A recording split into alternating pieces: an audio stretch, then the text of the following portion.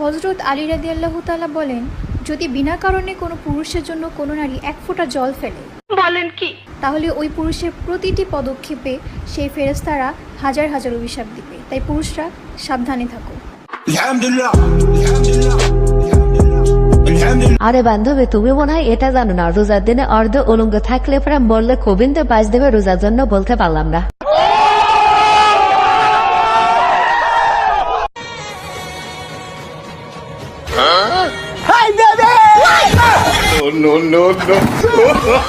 আরে ভাই, রমজান মাসে শয়তান ছুটিতে থাকলে কি হবে, শয়তানের পজিশন তো ধরে রাখতেই হবে। পরের আকাশ পরের চাঁদ, পাহাড়ে দিয়ে আমি রই, আমি তো সেই চাঁদের মালিক নই। আরে ভাই, পরের জিনিস দেখে কতদিন কাঁদবা, নিজেও একটা করে নাও না।